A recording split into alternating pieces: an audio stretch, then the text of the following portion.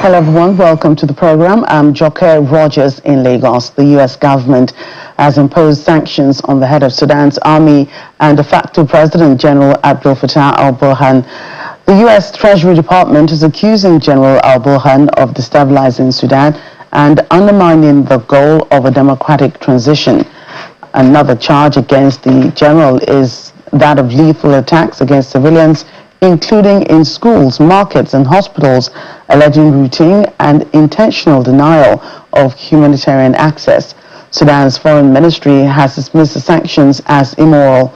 The sanctions freeze any assets that the Sudanese leader has in the U.S. and block U.S. transactions with him. Meanwhile, the outgoing U.S. Secretary of State, Antony Blinken, is regretting not being able to end the war in Sudan and is hoping that President-elect Donald Trump's administration will keep trying. Over a week ago, the United States determined that members of Sudan's Rapid Support Forces and allied militias committed genocide in Sudan and imposed sanctions on the group's leader. Sanctions have also been placed just this week on the regular Army Chief General Abdel Fattah al-Burhan. People are suffering grievously in Sudan. It is, again, the worst humanitarian crisis in the world. And we have been deeply engaged with our diplomacy to try to bring it to an end. We haven't to date. But as I've said, part of our challenge in any of these situations is to keep working through it, to keep pushing, to keep pressing, to get to that one day of success. It is, for me, yes, another real regret that when it comes to Sudan, we haven't been able on our watch to get to that day of success. As I said, some improvements in getting humanitarian assistance in through our diplomacy, but not an end to the conflict, not an end to the abuses, not an end to the suffering of people. We'll keep working it for the next 3 days, and I hope the next administration will take that on as well. When it comes to Sudan, you know the actions we took in the direction of the RSF just a few days ago. The SAF has also committed war crimes, and it continues to target civilians. It's obstructed the advancement of peace process. It's refused to participate on numerous occasions in ceasefire talks that we've sought to convene. And together with the RSF, it's caused what is the world's worst humanitarian crisis that people are suffering through every day. And we believe strongly, as we said, there's no military solution to this conflict. So we have to see two things. We have to see the effective provision of humanitarian assistance to people who need it. We've been working very hard on that. We've seen some progress, but not nearly enough. And we have to see the end of the firing, the end of this conflict, and there we've seen virtually no progress. Meanwhile, the UNICEF MENA Regional Director Edward Begbeder visited Port Sudan to assess critical humanitarian interventions amid the country's ongoing crisis. At the Port Sudan Pediatric Hospital's Stabilization Center, children suffering from severe NACID malnutrition were receiving life-saving care supported by ready-to-use therapeutic food provided by UNICEF. He also toured Al Sania site, now home to over 3,300 internally displaced people and refugees, including 620 children who fled conflict-ridden regions. UNICEF has established 3 e-learning centers powered by solar technology to ensure children continue their education. The organization also introduced a water desalination unit, providing 50 cubic meters of clean water daily to address severe water shortages.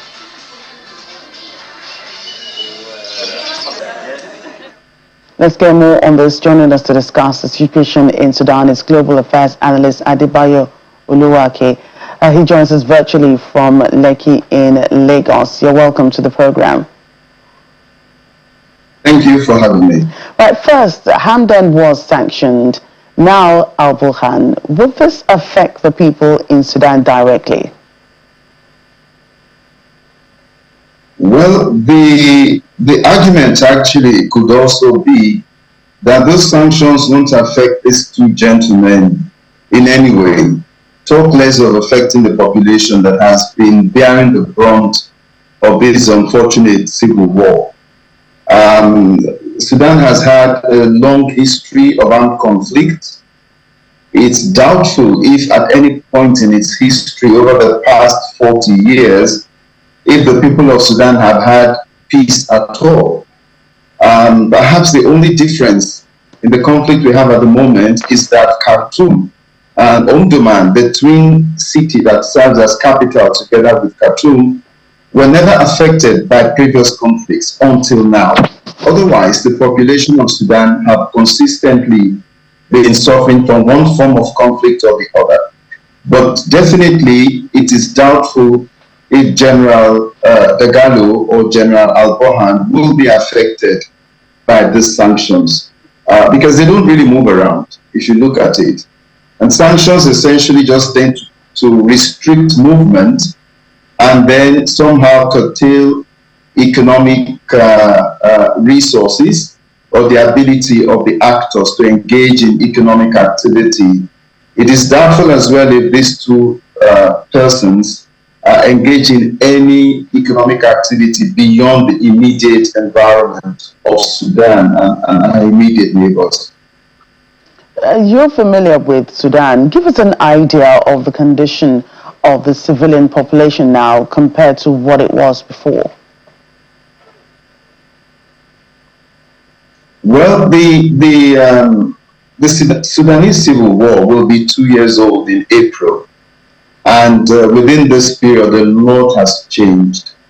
Perhaps we all can only rely on the humanitarian situation reports as provided by actors on the ground.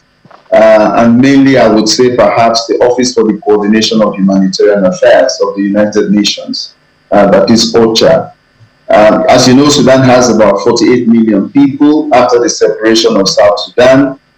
And as at a year ago, and I doubt if those figures have significantly changed, about 16% of that population, about 8.6 million, have been displaced internally, while almost 2 million Sudanese have escaped the country and are refugees strewn across Egypt, Libya, Chad, and even to as far away as Uganda. So on the ground, the impact of the armed conflict has been devastating on the civilian population. And recent reports that I saw in open sources indicates that only in the White Nile state has there been any improvement in humanitarian situation. And, the Biden administration of the United States regrets not being able to put this problem to bed before the end of its tenure. But here we are. What do you think should be the first steps to peace and resolution of problems in Sudan by the incoming administration in the United States led by Donald Trump? Well, President Donald Trump in his first term actually tried to improve the situation in the Sudan. Unfortunately, as the rapprochement between his government and the government of Field Marshal Omar al-Bashir was taking root, Omar al-Bashir himself was overthrown in a revolution. And then, of course, not long after, President Trump's tenure came to an end. And I don't think the Biden administration has been committed to the Sudan. There are those who suggest that the Biden administration actually allowed Egypt to dictate, what its policy should be in the Sudan. This of course, is subject to debate, but perhaps there could be strong reasons to believe so. And so, for the administration at the 11th hour to now, come up with a string of sanctions, I really don't see what that would achieve. What is important, I think, will be for the Trump administration to engage partners who genuinely want peace in Sudan. Because those who have been presenting themselves as peacemakers up until now have been countries with a vested interest in Sudan. And of course, they will approach the peace process from their own vested interest. which may not be in the interest of the people of the Sudan. If President Trump can avoid that and actually find partners genuinely committed to peace in the Sudan, then there's reason to believe that we could see a light at the end of the tunnel. Right, Global Affairs Analyst, Mr. Adebayo Oluwake, a pleasure again having you on the program today. Thank you for having me. Elsewhere, Tanzania has dismissed a World Health Organization report of a suspected new outbreak of the Ebola-like Marburg virus in the northwest of the country. On Tuesday, the Global Health Agency said a total of 9 suspected cases were reported over the last 5 days in the Kagera region, including 8 deaths. But in a statement, Tanzania's Health Minister, Jenista Mahagama, said all analyzed samples turned up negative for the Marburg virus. She said that the country had strengthened its surveillance systems and disease monitoring. And before Tanzania's denial, the World Health Organization Director General Dr. Tedros Ghebreyesus was clarifying issues surrounding the outbreak. He also spoke of the organization launching a health emergency appeal worth $1.5 billion to support life-saving work for the emergencies.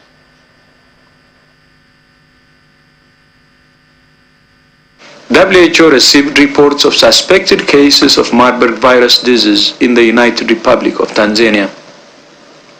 So far, 9 cases have been reported, including 8 deaths in 2 districts of the northwestern region of Kagera. National rapid response teams have been deployed. A mobile laboratory is in the Kagera region, and treatment units have reportedly been established. WHO is supporting the government, and we have offered to provide any further support needed. WHO rates the risk as high at the national and regional levels and low at the global level. We have issued advice to prevent further transmission of Marburg, to provide care for those infected, and to control the outbreak. Last year, we responded to 51 emergencies in 89 countries. Conflicts, outbreaks, climate-related disasters, and more.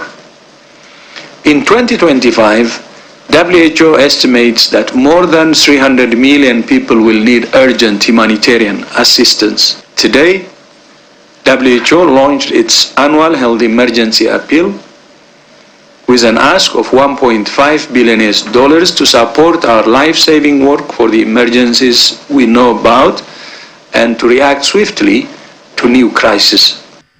Egyptian President Abdel Fattah el-Sisi has arrived in Abu Dhabi to meet with Emirati President Sheikh Mohammed Al Nahyan. The meeting between the two leaders addressed key issues with a focus on regional developments and efforts to restore security and stability. It comes just after a ceasefire agreement between Israel and Hamas was announced. The fact follows months of torturous on and off negotiations conducted by Egyptian and Qatari mediators with the backing of the United States. Mr. Sisi welcomed the agreement in a post on X and stressed the importance of a fast delivery of humanitarian aid to Gaza. Italy and Tunisia have just solidified a 2-year partnership with Italy, pledging €400 million to support development initiatives focused on energy transition and the advancement of renewable energy sources. This new commitment marks a significant increase, doubling Italy's previous financial engagement from the 2021 to 2023 agreement. It was signed in ceremony in Rome by Italian Foreign Minister Antonio Tajani and Tunisian Foreign Minister Mohamed Ali Nafti. Italian Prime Minister Giorgia Meloni has prioritized agreements with African nations as part of her development strategy known as the Mattei Plan, named after Enrico Mattei, the founder of the state-owned oil and gas company Eni. Through this plan, Italy aims to generate jobs and opportunities in Africa, thereby reducing the incentive for individuals to embark on perilous migration journeys across the Mediterranean.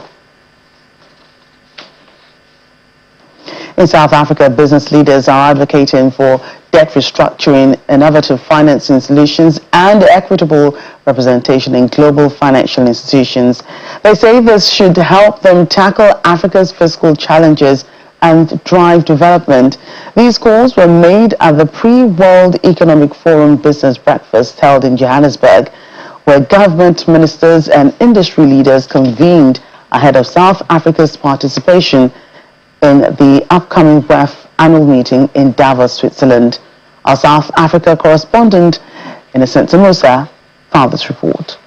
Business South Africa has expressed confidence that the country will have a stronger narrative to present at the 2025 World Economic Forum. I don't think that we should take for granted the fact that South African business leadership is saying we are seeing the tide turning and we are seeing that there is hope for this country and therefore a commitment to grow the economy of this country. Chief Executive Officer of Discovery Limited, Adrian Gore, says there's optimism in the country. I think from a business perspective, I think there is an unequivocal feeling that this year is different. The country is hopefully at a point of inflection. There's tremendous challenges that remain. The CEO of FirstRand Group, Mary Vilagazi, emphasizes the importance of addressing Africa's fiscal challenges to strengthen financial institutions and drive development. I think African countries have to be very mindful when they enter into arrangements. Take into account the fact that there's going to be a risk that you don't pay. Then what happens when that happens? So I think the debt resolution issue makes it even, that it compounds the issue. But ultimately, and I think, obviously a lot of the countries would say, that the rates that they're paying on the debt is exorbitant. We know the arguments around how prohibitive that is compared to what Western countries would provide. But, I guess it also goes down to the rating. It goes down to how the country is managed. Business South Africa says the country has a good story at the World Economic Forum. They, however, highlighted the need to push for equitable trade policies and reduce trade barriers that enable African countries to compete globally and integrate more effectively into global value chains. Because Africa consists of 54 countries, that each have their own regulatory environment, their own capital rules, their own supervision by its own central bankers, it makes it very, very difficult for people to put capital behind some of those financial institutions because the market is simply too small.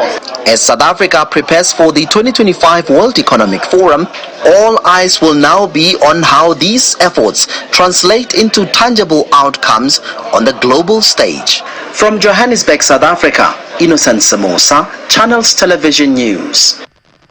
Elsewhere in South Africa, police authorities have lowered a camera down more than a mile underground into the illegal gold mine to ascertain if any survivors or corpses are still there after a months-long siege by authorities in which at least 78 miners died. The corpses and 246 survivors, some of them emaciated and disorientated, have been brought to the surface after 3 days of court-ordered rescue operation. Police had cut off food and water supplies since August in what they said was a necessary crackdown on illegal mining. The siege of the mine near Stilfontein, southwest of Johannesburg, is one of the deadliest on illegal miners in recent South African history. Only 2 of the 78 retrieved bodies have been identified so far because many of the illegal miners were undocumented and some of the bodies had decomposed. Once we've satisfied ourselves that the shaft is empty, then DMRE takes over together with the mine owner and they do what is expected of them to do, which is to seal and rehabilitate the shaft so that we do not see a situation where we find ourselves where we are today, where we've had to stand static for a number of months at this particular shaft, calling on illegal miners to resurface. So Operation Valamkoti, as I've indicated, it is continuing. You can see that access is still very much easy. Our priority and objective right from the beginning was to address illegal mining, and therefore as far as the operation is concerned, those members who are deployed for Operation Valamkodi will continue to be on site, not only at 11 Shaft, but in all the areas where illegal mining is taking place.